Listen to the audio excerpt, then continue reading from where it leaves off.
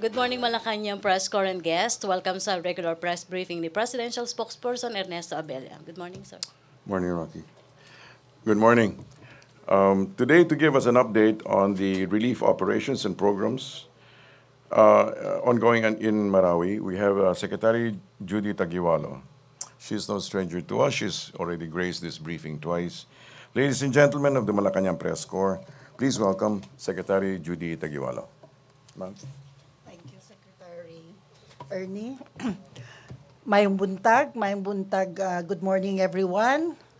I have been asked to give you an update on our response to the Marawi crisis.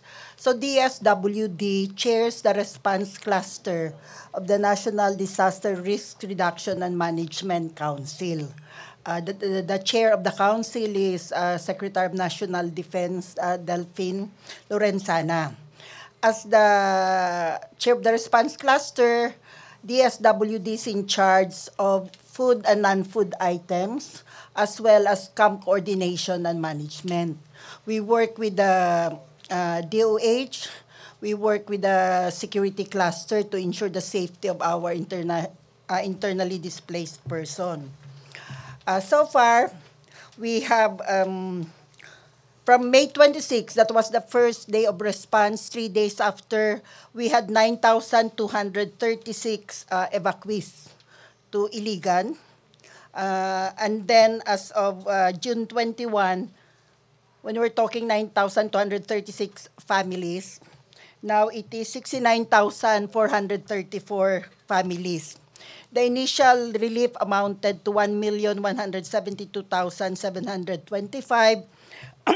As of yesterday, the department has spent 294 million pesos in kind, the food and non-food items, and cash augmentation. Our field offices in Region 10 and Region 11 work with DSWD ARM. As you know, ARM has its own Department of Social Welfare and Development, and it is headed by Vice Governor, the Vice Governor of ARM, RVG. And we have been coordinating with them, Vice Governor Lukman. The Operation Center of DSWD is in Iligan. It is also the Operation Center of ARM. And then, since 3 days ago, NDRIMC has decided to set up a coordinating center in Iligan itself and not just stay here in Manila. Okay? The nature of the armed conflict is that the IDPs, only about 5% are actually in the evacuation centers. Majority are home-based. And it has evolved from evacuation to surrounding cities or towns surrounding Marawi. In Iligan or Region 10 and then in ARM, we now have IDPs in Negros Oriental. When I was there June 12, there were only 17 families. Now there are 30 families.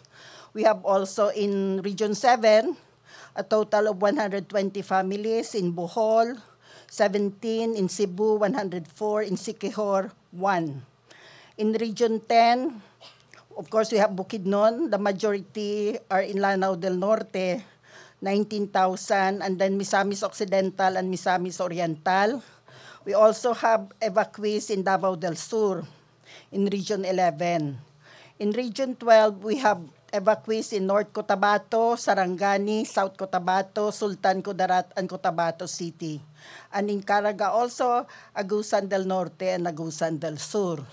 The biggest number of evacuees are in the ARM region, over 38,000 families.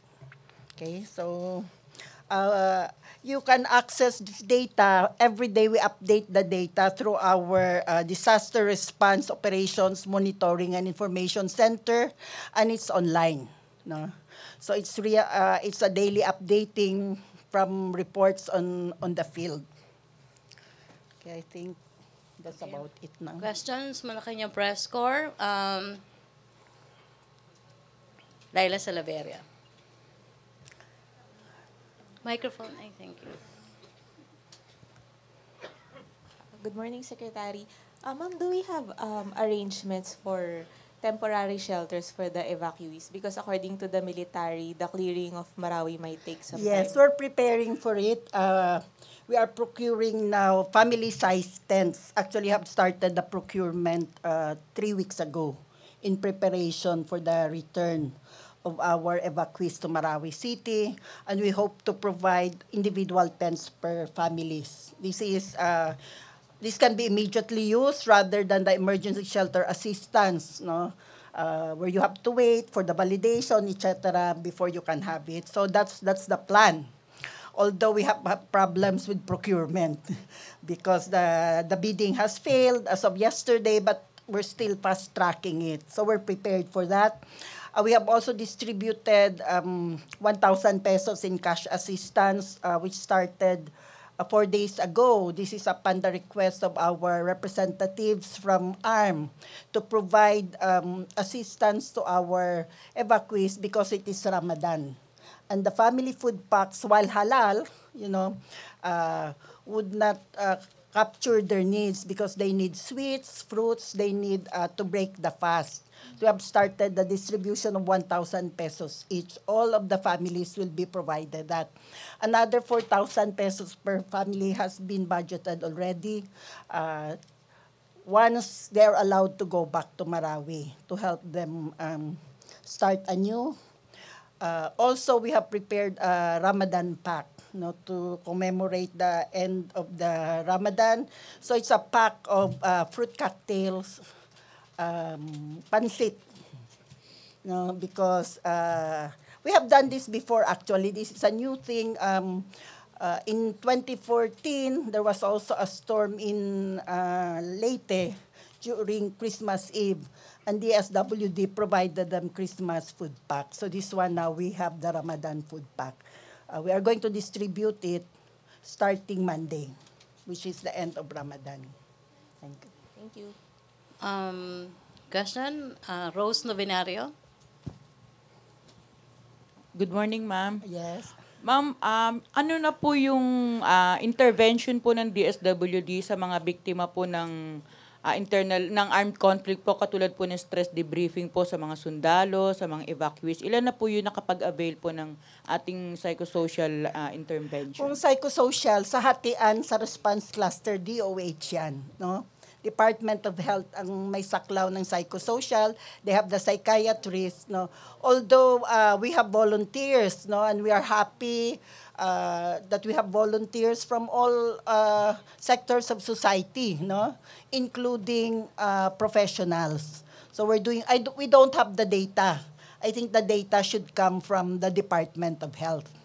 Okay, but what we requested and when we coordinated with RVG is that as much as possible, Maranao speaking, because we need to have cultural sensitivity, and it can be best provided by the Maranaos. And according to RVG, they have enough. I'm not saying enough, but they have volunteers from among the Maranaos who are psychologists and counselors.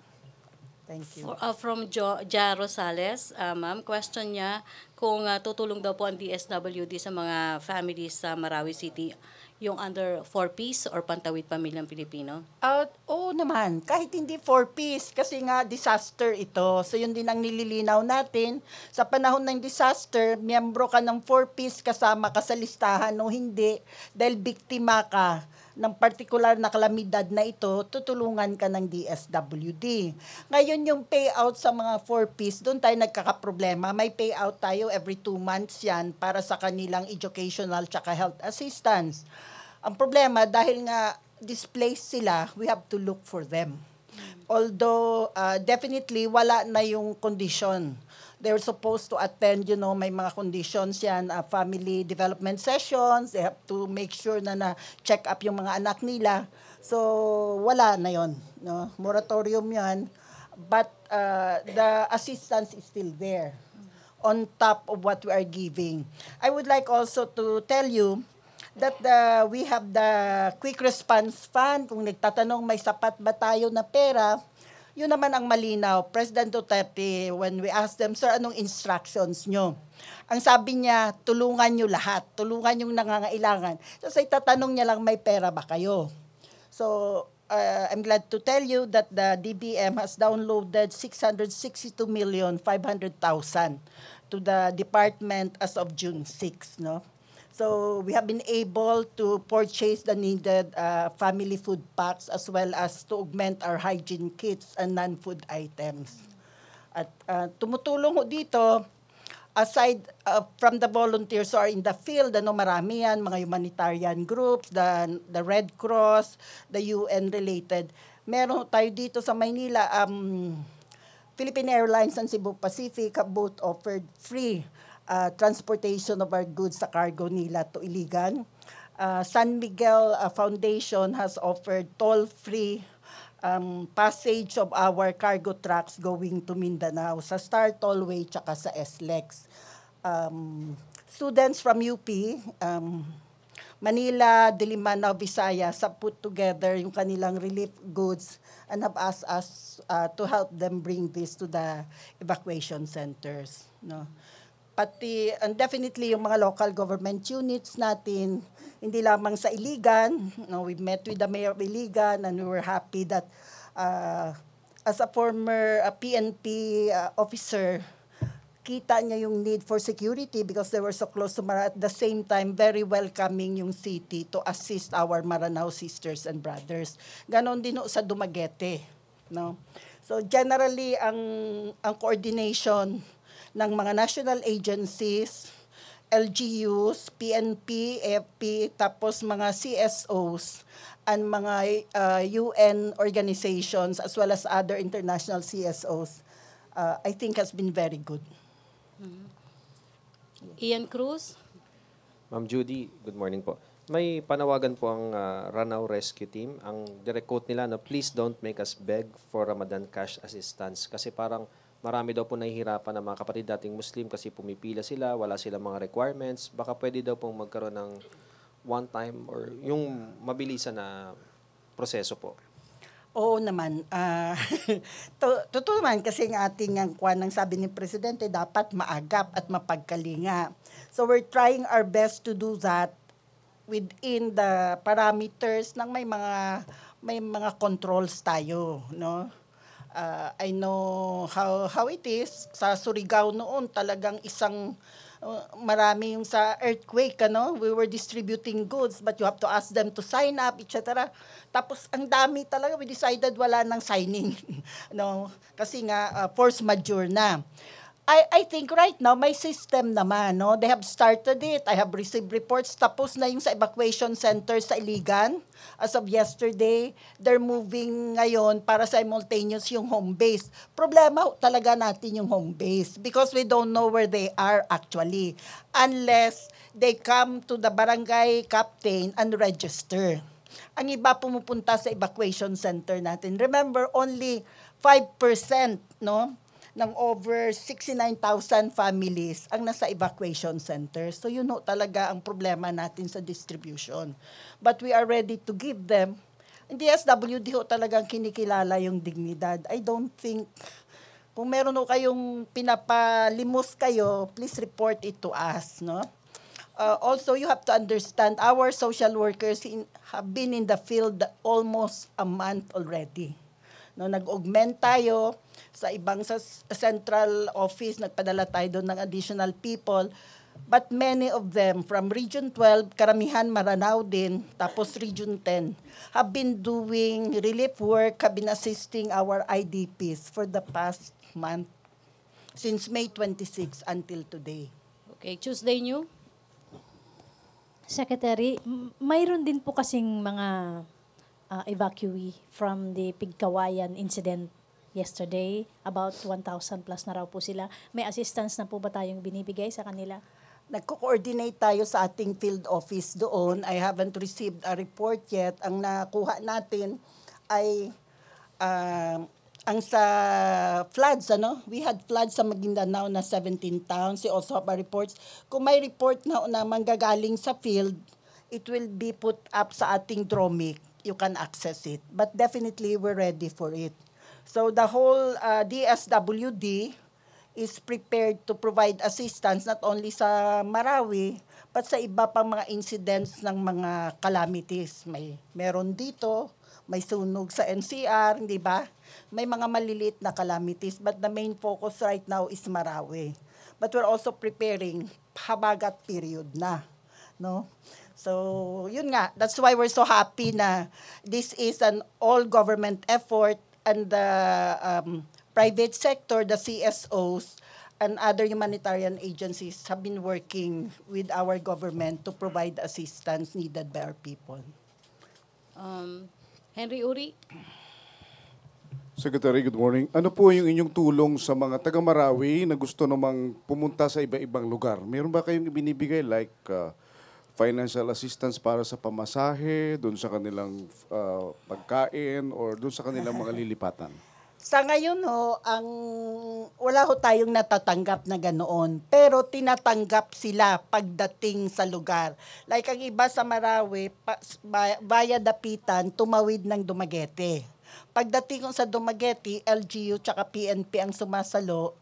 Ang City Social Welfare and Development Office ng LGU ang sumasalo niyan, co-coordinate sa amin at doon ang tulungan. Kung hingi ng tulong, meron ho tayong transportation assistance na maibibigay, no? But so far, ang focus ho talaga survival sa evacuation center, yung pagkain na kailangan nila. In recognition pala, dahil nga Ramadan at may mga particular needs sila, nag-provide tayo ng mga individual na cooking utensils para makapag-decide sila kailan nila i-break. Kapag mag-break na ng fast, kailan sila kakain, no? Ang habol lang natin yun, kulang ngayon yung kahoy, no? Sa ibang mga evacuation centers, wala na silang fuel. So yun din ang pinaabot ng ating mga social workers sa field. Okay, Ace Romero to be followed by Philip and Rosalie. Secretary, ilang tents yung bibilihin natin? Kung 69,000 families ito, 69,000. doon ang target natin, no? To provide each family, no, with the tents. Tents ng families or household. No, we have to validate that. Pero we have shown the tent to our Mindanao colleagues also to ask them kung okay. Pero hindi ito yung maliliit Kasi syempre hindi, no, malalaki siya. We have some models doon sa office namin. Nag-order na tayo, pero nga may failure sa bidding. So we're doing it again. So ilang tao po yung kasya doon sa tent for details? Mga 8. Mga 8 tao po, okay. May mga bintana siya, para siya talagang bahay na. Tapos another group came to us yesterday and they suggested a name na sa India na who can help us also procure tents. Nakalimutan ko lang. Pero meron hong ganyan. So right now, if there are organizations who would like to think ahead para sa early recovery na, no?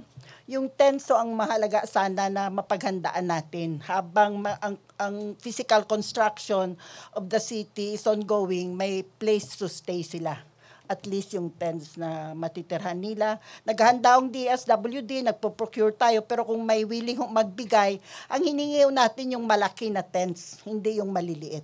Pero mukhang may problema po kayo doon sa biddings. Bakit po nag-failed yung biddings? At saka ano yung effect nun? Baka mag-fail yung susunod. Hindi kaya ma-delay yung acquisition. Emergency naman ito na situation. No? So we can adapt the appropriate procurement system na hindi kasing stringent kapag regular time. So, I have instructed our ASEC who's doing the bidding to make sure na hindi na mag-fail sa susunod. Okay, last na lang po sa akin. Yung 662.5 million pesos downloaded to DSWD, pahingi na lang po nung details, nung paggagamitan nung amount. Okay, nasa DROMIC yan, ano? So, ang paggagamitan naman, family, food items, non-food items, hygiene kit. Ito ngayon, we are starting feeding program for the children, no? Nagsa-start tayo ngayon to supplement yung food intake nila. Kasi ang children naman exempted from Ramadan, no? So we're also starting that ngayong 1 month. So that's another new activity we're initiating. Pero yung actual na mga pesos and cents, hindi ko hawak ngayon. Pero matitiyak nyo na walang pupunta ito sa bulsa ng DSWD. Matitiyak ho namin na pupunta ho ito sa nangangailangan. Philip? Thank you, Secretary. Good morning po, ma'am. Ika-clarify ko lang po yung figures kasi natin ng evacuees is more than 300,000 persons na. Opo. And then yung population po ng Marawi, they're saying na 200,000 lang. So we have about 100,000 other evacuees from other places po. Oo nga, from other places, yes. Meron tayo from Marantao, Lanao del Sur, an outlying municipality na may 13 barangay. So isa yan. So 2,000 noon ang population ng 2010, nung less than 200,000, tapos ngayon 200,000 noong 2015. Now we have over 300, almost 340,000. So dalawa yan, may outlying. Pangalawa, mobile ho sila. Yun ang isang theory natin. May ibang pupunta sa evacuation centers, aalis, mag-home base sila. Like for example, no, pwedeng may pumunta ng Tacloban yesterday eh. So nag-report na yung ating field office, may sinasalo sila doon na family. So may duplication doon na posible.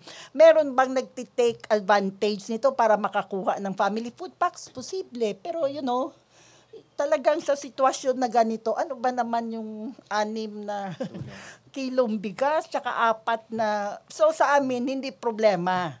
I think yung concern lang ng ating mga social workers, yung proof ba? Kasi kung hindi silang habulin ng COA. So while we would like to fast track it, pinapaliwanag din natin sa mga mamayan, yung iba nun ayaw mag-register ng pangalan. Ayaw nang tanong, bakit ayaw lang mag-register? Pride, sabi ng iba. But now, they're registering. So, yun na lang ho yun. Hindi namin pwedeng walang documentation, kailangan ng documentation, but we said, ang parameters should not be that strict na magpo-fall sa cracks yung talagang nangangailangan. Pwedeng may pumasok na ilan na hindi talaga biktima, but I think hindi siya major. Apo. Ma'am, Sorry. so ma'am, patuloy pa rin po na may pumapasok hanggang ngayon Na mga evacuees. May pumapasok pa po sa evacuation yes, centers. pero kasi nga dumadagdag ng data no, the other day 62,000, 67, ngayon 69,000. Tingnan natin kung nagpa-plateau na siya, naggawa na kami ng nagawa, and I think nasa PowerPoint namin yan. May ginawa kami ng graph, pakita lang natin sa last na mga parts yan. No, it's the graph. Anyway, parang nagpa-plateau na siya. Pero we're talking 70,000 families na noon. Pinagandaan lang namin 30,000 families para sa distribution ng 1,000. Nagdagdag kami, ito na yun. Affected families. Yan. Kita mo yung... So the red ones, ito yung home base. Yung sa evacuation centers, ito yung blue ones. At kita mong paglaki from less than 10,000, tapos ito ngayon na 69,000. So we have tried to put together, every day we have a DROMIC report. Thank you po, ma'am. Roscos, last question Rosalie Cos. Hi ma'am, good morning po. Bukod po sa mga ari-arian na nawala sa mga Marawi residents, wala rin po silang pangkabuhayan. Ano po yung assistance ng pamahalaan para naman po sa livelihood? Lalo na po wala silang document kung gusto nila mag-apply ng trabaho. Ano po yung napag-usapan na po sa pamahalan regarding po dito? Okay, sa rehabilitation, reconstruction na yan. Definitely, may pangalawang cluster, may pang-apat tayo na cluster for that. It is headed by NEDA. But right now, for example, sa Dumaguete, when I was there, humingi na sila ng livelihood So happy to hear that. Sabi nila, ma'am, ayaw naman namin na magdepende lang kami sa gobyerno. ng pagkain namin. Baka pwede nyo kami bigyan ng pagkataon na magkaroon ng hanap buhay habang naroon kami. So, nang umalis ako, magkakaroon sila ng livelihood seminar, tsaka tingnan kung anong mga open sa kanila. We're preparing for that also, pero ang maghihead na ho yan, NEDA, I think the President has already announced that he's setting aside 20 billion pesos for the reconstruction. So, ang iba't ibang mga agencies, TESDA, DTI, kami ho, meron din ho kaming Sustainable Livelihood Programs. Again, as in other mga initiatives ng Duterte administration, it will be a whole of government effort. Ma'am, last question na lang po on my part. Pasensya na po kung tatanungin ko po itong question na to. Ma'am, kasi po ba na-bypass po kayo ng June 2, lalo na po BCS ang DSWD ngayon sa mga panahong ito? Hindi po ba tayo nagkakaroon ng problema sa pag-sign ng document since wala pa pong ad interim appointment? Yun ang magandang tanong. Anyway, sabi ko nga, I serve at the pleasure of the President. Okay? So the President has been communicating with me through SAP Bongo and has been informing me of the needs. I have been reporting to them kung ano nang nangyayari. So far, wala akong pinoproblema, no? So siguro yung problema doon, yung mga pinirmahan ko na appointments kung meron. And I would like also to acknowledge the President went there, no, sa evacuation center the other day. And as you know, nag-apologize. He also left 91,000 pesos para doon sa camp, no? So binilang yan. No, binilang yan. So nagkaroon ng caucus dun sa camp. What to do with that? Hindi naman pwede mag-distribute. Gagastusin nila yun sa paghahanda sa end ng Ramadan for that particular camp. Okay, thank you. Thank you Malacanang Press Corps. Thank you DSWD Maraming salamat. Secretary Judy Tagiwalo, Presidential Spokesperson Ernesto Abella. Thank you. Salamat to. Thank you, ma'am.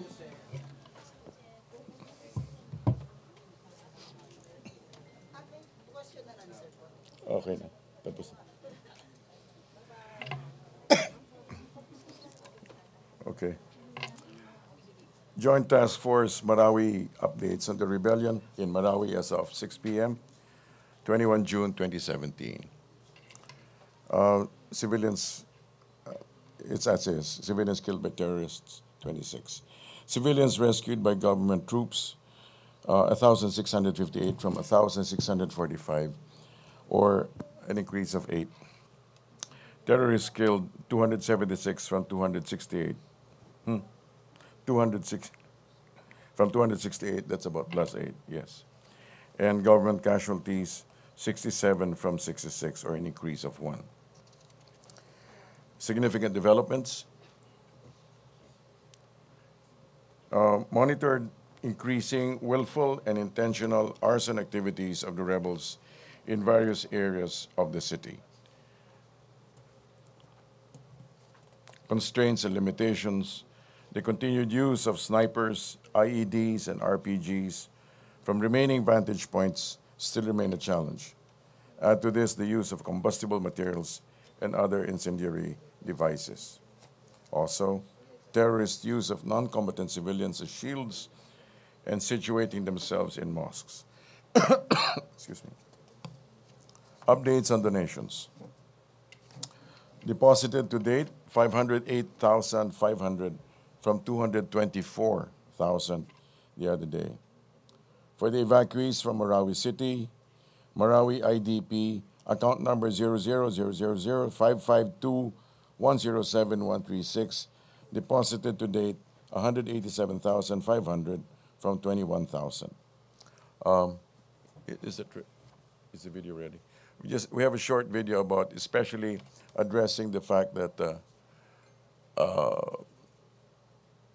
we just want to ensure that the money goes to the right place.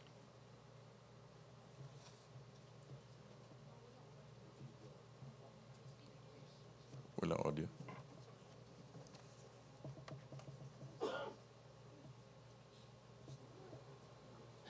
Just make sure that the money goes to the only designated bank, land bank. Again, very specific.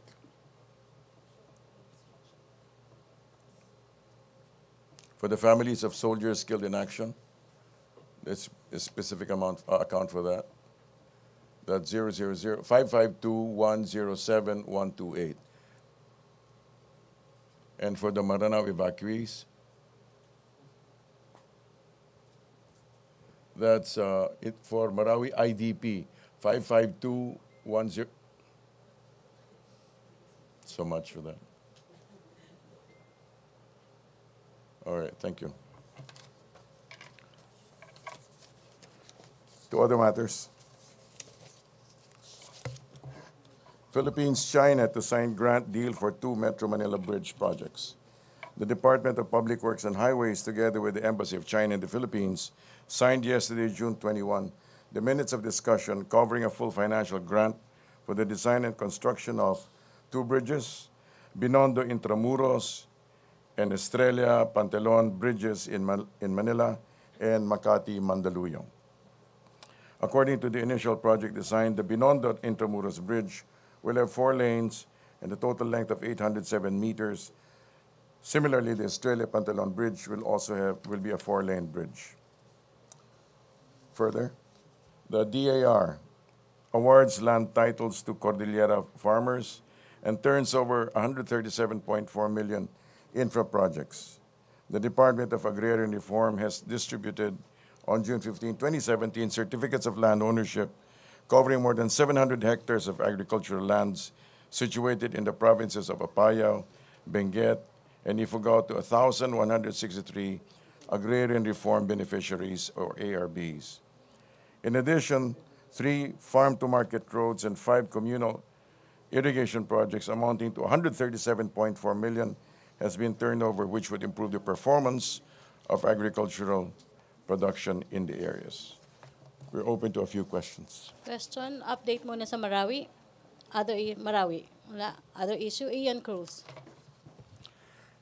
Excuse me. Good morning po, Yusek Abella. Yes. Sir, nabanggit ni Senator Trillanes na naniniwala daw siya na si President Duterte nasa likod ng move ng DOJ para ma-downgrade yung murder case versus mga Leyte cops. All right, maybe it's best to summarize Senator Trillanes with the interview that he did with BBC when he said that the senators seem to be out of tune and not reflective of the times. Thank you. Next. Question, Laila Salaveria. Microphone. Sir, did the conversation between President Widodo and President Duterte push through? And can you tell us what they discussed? I can share with you a little. We have a prepared statement. I can share with you a few items. The call was productive and fruitful. They both reaffirmed the need to step up cooperation to address threats posed by terrorism and violent extremism. Both noted the importance of the trilateral meeting between Indonesia, Malaysia, and the Philippines to be held on June 22 in Manila. The meeting also aimed at fostering cooperation on countering terrorism among regional neighboring states, and President Widodo reaffirmed Indonesia's commitment to support the Philippines in countering terrorism, including restoring peace and stability in the southern Philippines. The President also welcomed the Indonesian President's expression of commitment and emphasized the Philippine government's full resolve to work closely together with Indonesia and like-minded states to address these issues. So, sir, that trilateral meeting will take place today, June 22? It's supposed to be in... That's the statement, okay. Sir, who will be attending the meeting? Who will be representing each of the countries? We don't have details regarding the matter. Sir, when did the conversation between the presidents take place? Last night, no? Yeah. Last night. It was supposed to be around 7:30. Thank you. Question, Maricel Halili. Hi, sir. Just to follow up on Laila's question. Sir, who initiated the call last night? Well, it says that the President received a call from President Widodo. Sir, balik lang po kay Senator Trillanes kasi during his press conference earlier, he also said that President Duterte apparently organized a Philippine death squad, hindi na daw DDS, PDS na. And ang involved daw dito si Superintendent Marcos and also some middle positions na mga members ng PNP. Is there a truth to that, sir? Really, I think the interview with Hard Talk just summarized everything that he is. You know, he seems to be really given to these huge fantasies. You know. Thank you, sir. Hannah, on President Widodo, Dexter Ganibe.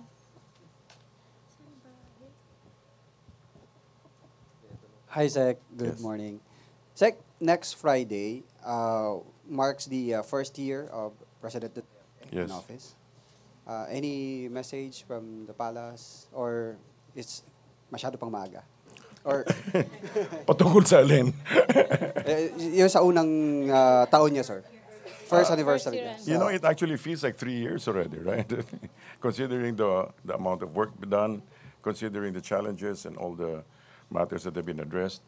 But I certainly hope, I mean, this is just my opinion since you asked. I wish that people would be more united in appreciating and not act as if they were not Filipinos. Sir, I mean, sa loob ng isang taon, sa susunod na linggo, may 21 biyahe ang Pangulo. May nilabas na Presidential Communications Office. Nasa 37 billion US dollars ang nalagdaang investment deals and public tawag dito, transactions. Opo. Pero hindi po nailagay kung magkano yung naging gastos naman doon sa mga biyahe. Do you have any idea? Right. The details will be given through. They can request that from the OES, Office of the Executive Secretary. Okay. So again, especially regarding that, you know, I think we need to begin to appreciate what has been brought in. You know, we need to think a little bit more entrepreneurially and not less as if you know, parang ano no. Sir, pang ano lang, for transparency, pwede bang malaman yung Like we said. yung buong gastos? Like we said, did you hear me? I said refer to OES, Office of Executive Secretary. But the PCO will not release any details of that? They're the ones who are qualified to do that. Have the communications officer na Right. magko-communicate kung ano yung... There is a process, right? There is a channel, right? You can communicate with them. Thank you. Okay. Thank you. Questions? Okay, Rosalie Cos. Last question na to. Hi sir, good morning sir. Yes, ma'am. Kahapon po denied ng military na spillover yung nangyaring pag-atake sa Cotabato. Pero the other day, President Duterte said there will be spillover even after ma-resolve yung Marawi crisis. Okay. So sa atin po, ano po ang real stand? Is there a grave threat? Lalo na po, mismo kami, pansin namin na may increased presence ng policemen kahit sa mga malls sa Metro Manila. Okay. And is this also the reason why ang Pangulo po ay hindi masyadong nakikita ng publiko ngayon? Mayroon bang May 3-4 na tanong yata kayo dun sa question nyo. Ma'am, alin ang gusto niyo unahin ko? Sige, sagutin ko lang yung una. Apo, Una-una, sige po. sinagot niya, no? Talagang pinagdugtong-dugtong niya ate, ano? Anyway, sabihin lang natin ganito. Sinabi po, in-explain naman ni General Padilla kanina sa akin, na ito ay hindi siya konektado. So hindi siya masasabing spillover. Ang pagkasabi nga, parang opportunistic, it is an opportunistic action coming from that BIFF group. So hindi siya konektado in that sense. Okay. Pangalawa, kung may grave threat ba and all that, yung ba pangalawang tanong nyo? Sir, kasi ang sinabi ni Pangulong Duterte, expect bombing sa Mindanao Ay, kahit... kumbaga, nagbibigay siya sa atin ng heads up na hindi tayo basta yung kung ano-ano lang, hindi tayo handa sa mga kapangyarihan. We need to be aware of our circumstances, of our environments. So ganun siya. Katulad ng isang ama na nagwa-warning sa kanyang mga anak na ingat dyan, ingat, so konting ingat. So you expect him to be saying that. Yung pangatlong tanong po niyo, ate? Isang reason din ba kaya hindi po masyadong nagpapakita sa publiko si Pangulong Duterte dahil seryoso o napakalaki na ng banta ng seguridad sa Style Pangulo? po niya yun, di ba? May kanya-kanya tayong work mode. Una-una pa, hindi pa tapos talaga yung kanyang mapahinga. Pero on the other hand, nakita natin na tuloy-tuloy siyang gumawa.